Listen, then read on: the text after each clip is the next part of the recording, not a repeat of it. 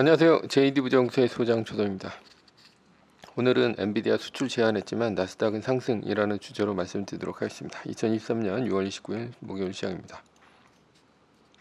2023년 7월 JD부정수 25기 공지를 합니다. 주식 강의는 다음 주 월요일인 7월 3일부터 일주일간 모집을 하니 관심 있으신 분들은 동영상 밑에 링크를 참조해 주시기 바랍니다.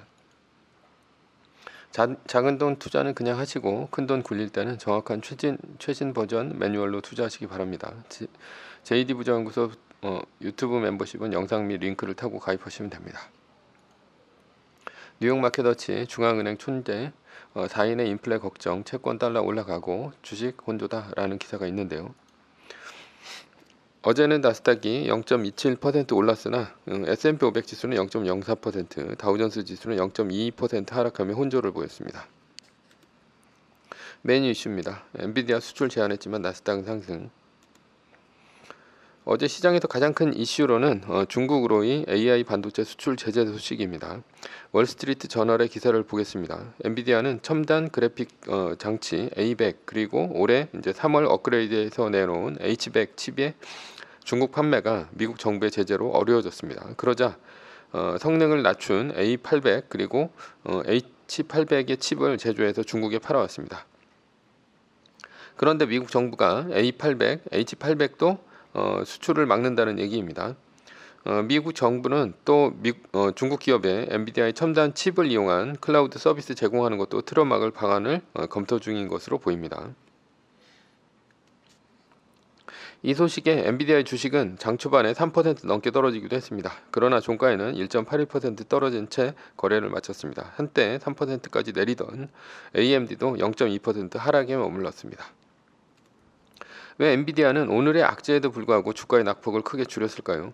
시장에서는 엔비디아의 칩이 제재에도 불구하고 팔려나가는 생산량은 똑같거나 오히려 더 많을 것으로 본 것은 아닌가 생각합니다.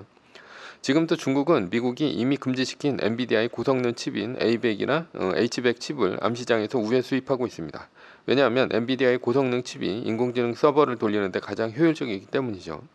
미국이 제재한다고 중국에서는 엔비디아의 칩을 수입하지 않을 수 없습니다. 왜냐하면 엔비디아의 고성능 칩은 중국 공산당이 그리는 AI 시대의 필수적인 칩이기 때문입니다. 따라서 우회 수입하는 과정에서 브로커들이 먹는 수입이 늘어날 뿐 엔비디아 1분기 실적 발표 때 가이던스대로 판매는 될 것으로 보입니다. 오히려 2분기에는 중국이 미국의 판매 불허에 대비해 단기적으로 수입을 크게 늘려 재고를 확보할 수 있습니다. 그러면 2분기 엔비디아의 실적은 오히려 크게 솟아오를 수 있습니다. 엔비디아의 칩에 비해 신경을 덜 쓰는 AMD는 상대적으로 더 큰 수혜를 볼 수도 있는 상황입니다. 따라서 엔비디아는 1.81%, AMD는 0.2% 소폭 하락에 그친 것입니다. 그렇다면 미국은 왜 중국에게 엔비디아의 칩 등을 비롯한 인공지능 관련 기기의 수입 제재를 할까요? 인공지능은 차세대 인류를 혁명적으로 발전시킬 동력이기 때문입니다. 인공지능 기술로 미국과 상대할 수 있는 나라는 유일한 나라는 중국뿐입니다. 워낙 큰 돈이 들어가는 데다 고급 인력과 혁신적인 기술이 들어갑니다. 인공지능의 기술 잡는 자가 세계의 경제를 이끌어 나갈 것입니다. 게다가 미국은 중국과 미중 간의 군사적인 충돌을 배제할 수 없습니다. 미국은 현재 패권에 가장 위협이 되는 중국에게 인공지능의 첨단 기술을 넘겨줄 수 없습니다. 1970년대는 소련, 1980년대는 일본이 가장 위협적인 존재였다면 2010년 이후로는 중국이 미국의 패권에 위협적인 존재입니다. 미국은 1980년대 일본이 경제적인 위협이 되었는데도 불구하고 무릎 꿇려 잃어버린 30년을 만들었죠. 현재 중국은 일본보다 경제적뿐 아니라 군사적으로도 위협이 되는 나라입니다. 따라서 미국의 입장에서는 중국은 반드시 제거해야 되는 나라입니다. 미국과 중국의 군사적 충돌은 앞으로 5년 안에 대만에서 일어날 가능성이 큽니다. 중국이 대만을 침공하면 미국, 일본은 중국과 대만과의 전쟁에 자동으로 참전할 수밖에 없습니다. 이번 우크라이나 러시아 전쟁에서 알 수 있었던 가장 쓸모있던 무기는 무엇이었을까요? 바로 무인 드론입니다. 러시아는 우크라이나를 전격전으로 기갑 부대를 투입을 했습니다. 그러나 우크라이나는 미국이 제공한 제블린 미사일 등으로 러시아의 기계화 사단을 무력화시켰죠. 우크라이나 전쟁에서 러시아에게 가장 효과적이었던 무기는 이란산 무인 드론이었습니다. 이란산 무인 드론은 러시아군의 큰 희생 없이 우크라이나의 국가기관 시설을 파괴하는 데 쓰였습니다. 무인 드론은 우크라이나 전쟁 이후 앞으로 일어날 전쟁에서 더 많이 쓰일 예정입니다. 무인 드론이 더 많이 쓰이는 이유는 무엇일까요? 군인의 희생이 줄어들기 때문입니다. 특히 미국은 무인 드론을 통해 중국군의 공격을 막아낸다면 미군의 희생을 크게 줄일 수 있습니다.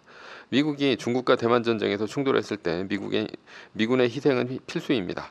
만약 존 F 케네디 공항으로 들어오는 미군의 희생자가 늘어날수록 미국 내 반전 여론은 더 커질 것입니다. 따라서 미군이 아닌 드론을 이용한 무인 전쟁이 앞으로 전쟁의 대세가 될 것입니다. 지금이야 사람이 직접 조종을 하고 있지만 무인 드론은 사람이 아닌 인공지능이 대신 조종을 하게 될 것입니다. AI가 조종하는 F-16 전투기 17시간 이상 비행 첫 성공이라는 기사가 있는데요. 물론 드론은 시작이고요. F-16 전투기 등 사람이 조종하는 것까지 모두 인공지능이 전장에 투입될 것입니다. 인공지능을 지배하는 자가 앞으로 군사 패권을 지배하게 될 것입니다. 영화 탑건 매버릭을 보면 최고의 전투기 조종사가 극초음속 전투기로 이란의 핵시설을 파괴하는 것이 줄거리입니다. 그런데 이런 극초음속 전투기를 타려면 전투기 조종사는 엄청난 훈련 과정이 있어야 합니다. 훈련 과정이 힘든 이유는 상대의 미사일을 피하려면 마하 10 이상의 극초음속을 사람이 버텨야 하기 때문입니다. 문제는 전투기의 속도가 마하 10을 넘으면 훈련받은 전투기 조종사라 하더라도 비행 중에 압력 때문에 혼절할 수 있습니다. 그러나 AI가 조정을 하면 극초음속 전투기는 마하 10이 아니라 20도 속도를 낼 수 있습니다. 마하 20을 이상 견딜 사람이 없기 때문에 인공지능이 마하 20까지 조정을 하게 되면 20까지도 버틸 수 있는 그런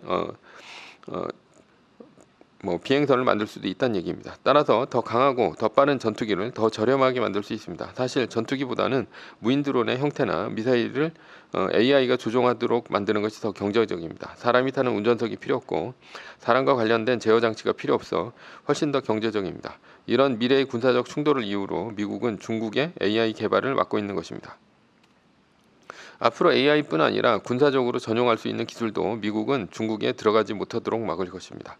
대표적인 것이 일론 머스크의 스타링크 시스템인데요. 러시아는 우크라이나를 침공하기 전 우크라이나의 통신 시설을 파괴했습니다. 그러나 일론 머스크가 스타링크 시스템을 우크라이나에게 제공하자 상황은 바뀌었습니다. 러시아의 전차의 위치, 군대 이동을 하늘에서 환히 들여다볼 수 있었습니다. 스타링크 시스템은 반도체가 들어갑니다. 반도체가 없으면 스타링크 시스템은 무용지물입니다. 따라서 미국은 중국으로의 반도체 수입도 막을 예정입니다. 요격 불가능 푸틴의 자랑 극초음속 미사일 우크라이나 군에 의해 요격이라는 기사가 있는데요. 가장 충격적인 것은 바로 미국의 패트리어트가 러시아가 자랑하는 극초음속 미사일인 킨자를 요격한 사실입니다. 극초음속 미사일은 마하 10 이상의 속도로 날아가기 때문에 어떤 미사일 방어 체계로도 방어가 안 된다고 했던 극강의 무기입니다. 미국의 항공모함을 이용한 압박을 유일하게 풀 수 있었던 해법이 바로 극초음속 미사일입니다. 미국이 항공모함을 통해 러시아 또는 중국의 앞바다에서 압박을 하면 상대국은 극초음속 미사일을 수십 발 쏴서 항공모함을 파괴할 수 있습니다. 왜냐하면 항공모함을 방어하는 이지스함이 극초음속 미사일을 요격할 수 없기 때문이죠. 따라서 미국의 항공모함을 통한 압박은 극초음속 미사일 앞에서는 더 이상 큰 위협이 안 된다고 했습니다. 그래서 러시아, 중국이 극초음속 미사일의 개수를 크게 늘렸죠. 그러나 우크라이나 전쟁에서 패트리어트 시스템이 러시아의 극초음속 미사일을 막은 것입니다. 총알이 총알로 막은 것이죠. 중국은 앞으로 디플레이션에 빠질 것이고 그로 인해 공산당은 내부의 불만을 외부로 돌리려 할 것입니다. 그때 명분이 바로 고토회복 전쟁인 대만과의 전쟁입니다. 그래서 중요한 것이 이번 우크라이나 전쟁의 결과입니다. 러시아의 푸틴이 아무 성과 없이 우크라이나 전쟁에서 물러난다면 숙청을 당할 것입니다. 따라서 우크라이나 전쟁의 결과에 따라 중국도 쉽게 대만과의 전쟁을 일으킬 수 없을 것입니다. 결론입니다. 엔비디아를 비롯한 인공지능 관련 중국 제재는 미래의 군사적 충돌을 대비한 미국의 포석입니다. 다만 엔비디아의 칩은 단기적으로 우회를 통해 중국에 수입할 가능성이 큽니다. 중국이 재고 확보 차원에서 수입을 크게 늘린다면 엔비디아의 2분기 어닝 서프라이즈 할 수도 있습니다. 따라서 엔비디아의 어제 주가는 낙폭을 만회한 것이죠. 앞으로 미국이 인공지능 관련 칩에 중국 수출을 제재해도 나스닥에 미칠 영향은 미미할 것입니다. 중국은 인공지능 개발을 위해 무조건 수입해야 하니 칩 수입을 위해 쓰는 돈만 천문학적으로 더 늘어날 것으로 보입니다. 매뉴얼입니다. 세계 1등 주식은 전고점 대비 2.5% 떨어질 때마다 10%씩 팔면서 리밸런싱을 하다가 나스닥 마이너스 3%가 뜨면 말뚝을 박는 것입니다. 그러다 반등이 시작되면 V자 반등 리밸런싱을 하면 됩니다. 자세한 내용은 JD 부장연구소 다음 카페를 참조하시거나 동영상 밑에 리밸런싱 말뚝박기 댓글 링크를 참조하시기 바랍니다. 전제는 세계 1등 주식은 우상향 합니다. 매뉴얼을 지키며 세계 1등에 투자하면 매년 25%의 복리로 10년간 10배, 20년간 100배로 재산을 불릴 수도 있습니다. 위의 상황은 매뉴얼일 뿐입니다. 따를 사람은 따르고 참고할 사람은 참고하시면 됩니다. 주식을 사고 파는 것에 대한 모든 책임과 이득은 자신에게 있습니다. 매뉴얼을 지키려면 머리를 쓰지 말고 머리를 쓰려면 매뉴얼을 지키지 맙시다. 오늘은 엔비디아 수출 제한했지만 나스닥은 상승이라는 주제로 말씀드렸고요. 지금까지 JD 부장연구소의 소장 조단이었습니다. 컨텐츠가 좋았다면 구독, 좋아요, 알람 설정 부탁드립니다. 지금까지 들어주셔서 감사합니다.